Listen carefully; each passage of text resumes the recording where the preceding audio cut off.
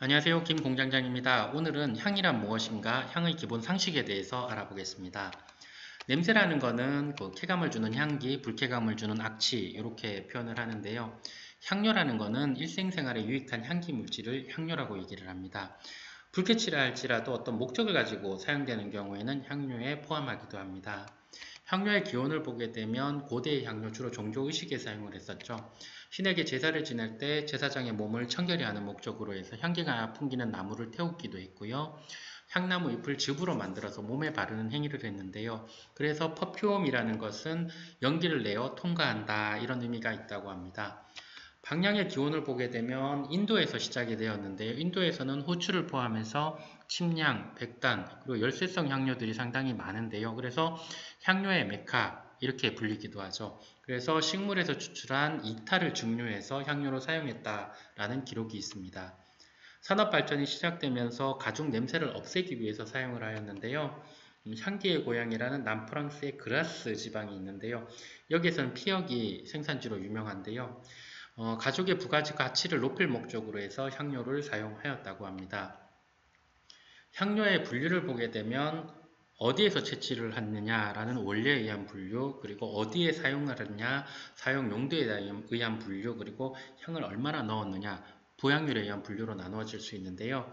먼저 원료에 의한 분류는 천연향료, 합성향료로 나누어지고요. 천연향료는 식물성, 그리고 동물성으로 나누어지고요.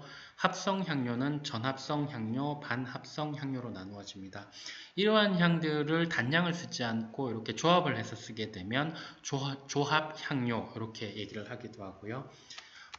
용도에 의한 분류는 그 화장품 향료, 그리고 식품 향료, 공업 향료, 연초 향료 이렇게 네 가지로 나누어지는데요. 화장품 향료 같은 경우는 전체 시장의 한 30% 정도를 차지하고 있고요. 향을 단독으로 사용하기도 하고 화장품에 섞어 쓰기도 하고 샴푸, 비누, 탈취 등에 사용하는 것들을 프레그넌스, 화장품 향료라고 얘기를 하고요. 식품 향료 같은 경우는 플레버라고 얘기를 하죠. 식품 향료 같은 경우는 향신료죠. 식품에 들어가는 향신료인데요. 주로 이런 것들을 식품 향료라고 얘기를 합니다. 공업 향료 같은 경우는 냄새를 없앤다든지 묻힐 경우에는 이게 묻힐 경우에는 사용자가 위험해서 잘못될 수 있을 경우에 억지로 향을 넣게 되는데요. 이런 것들을 공업용 향료, 주로 그 휘발유 같은 경우에 임의로 향을 첨가를 하게 되죠.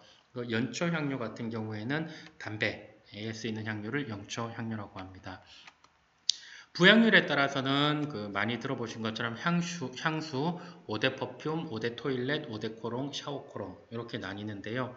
향수 같은 경우는 향료의 한 15에서 30% 정도를 첨가를 하게 되는데요. 향이 풍부한 장점이 있는데 가격이 좀 비싸죠. 5대 퍼퓸 같은 경우에는 한 9에서 한 15, 2% 정도를 향을 넣게 되는데요. 향수와 마찬가지로 거의 지속 시간은 유사하고요. 향수보다 좀 경제적인 부분이 있고 향에 좀 깊이가 있다 이런 장점이 있고요. 5대 토일렛이 가장 많이 사용이 되죠. 한 6에서 8% 정도를 함유를 하고요. 5대 코론 같은 경우에는 증류수나 알코올을 좀 혼합해서 사용을 하는데요. 향료는 한 3에서 5% 정도, 그리고 가장 작은 한 2에서 3% 향을 넣는 샤워 코롱 있죠. 은은하면서 주로 목욕 후에 샤워 후에 사용하는 향을 샤워 코롱이라고 합니다. 향의 종류에는 아까 말씀드린 것처럼 동물성 향료와 식물성 향료, 그리고 합성 향료 이렇게 나누어지는데요. 동물성 향료는 사양노루라든지 사양고양이, 그리고 해리, 그리고 향유고래 많이 들어보셨을 거고요. 식물성 향료 같은 경우에는 한 1500종 정도로 있는데요. 그 중에 한 100종 정도가 주로 사용이 되는데 꽃이라든지 꽃과 잎, 과실, 뿌리, 종자 이런 부분들에서 향을 추출을 하고요. 합성 향료 같은 경우에는 가장 많죠. 한 4,300종 그리고 600종 정도가 주로 사용이 되는데요. 벤질 아세테이트를 이용한 그런 향료들이 있고요. 향의 구성을 보게 되면 탑노트, 미들노트, 그리고 베이스노트 이렇게 세 가지로 나누어지는데요. 탑노트는 처음에 향을 맡았을 때 코를 자극하는 향, 그게 탑노트고요.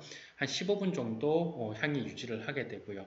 미들노트 같은 경우에는 한 2~3시간 정도 유지를 하는데요. 좀 은은한 향, 그리고 베이스 노트 같은 경우에는 3시간 이상 지나게 되면 어느 정도 악취가 발생이 되죠. 그거는 이제 베이스 노트다. 그래서 향은 탑 노트, 미들 노트, 베이스 노트 이렇게 세 가지로 구분이 되어 있다. 라고 얘기를 할 필요가 있고요. 이 탑노트 때문에 향을 정말 잘 관리를 보관하고 잘 관리를 해야 된다. 그런 사항입니다. 향의 제조법은 총 4가지가 있는데요. 수증기 증류법이라고 해서 수증기를 이용해서 향료를 얻는 방법인데요.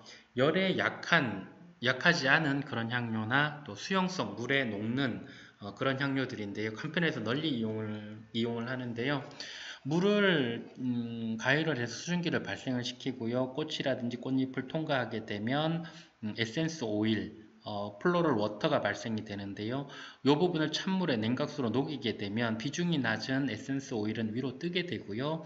비중이 높은 물 같은 경우에는 아래로 깔아앉아서 이 위에 에센스 오일, 향을 얻는 방법을 수증기 증류법이라고 이야기를 합니다.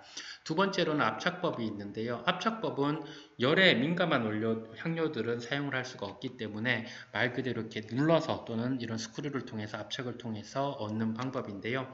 오렌지라든지 레몬 이런 감귤류 껍질 같은 경우에는 열에 약하기 때문에 주로 압착법을 사용하여 추출을 하게 됩니다.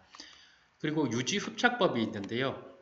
유지라는 것은 뭐 우지라든지 돈지, 돼지 오일 가죽이죠. 라드 이렇게 표현을 하는데요. 그런 부분들을 올려놓고 거기에다가 꽃잎이라든지 이런 추출하고자 하는 원료를 올려놓고 향을 흡착시키는 그런 방법이 유지 흡착법이다. 이런 방법이 있고요. 그리고 용제 추출법이 있는데 용제 추출법이라는 것은 용매를 매개체로 해서 추출하는 방법인데요. 석유의 에테르나 헥산, 벤젠 등을 용매로 사용을 하는데요. 이런 에테르나 헥산, 벤젠 등의 향이 녹아 들어가기 때문에 그거를 추출을 하는 방법을 사용을 하는데 장미나 자스민, 미모사 등을 추출할 때에 용제 추출법을 많이 사용을 합니다. 이런 향 같은 경우는 보관 관리가 상당히 중요한데요. 특히 화장품 회사 같은 경우는 향 관리를 잘 해야 제품의 향을 항상 동일한 제품을 만들 수가 있는데요. 그래서 4도씨 미만의 저온실에서 보관할 필요가 있고요.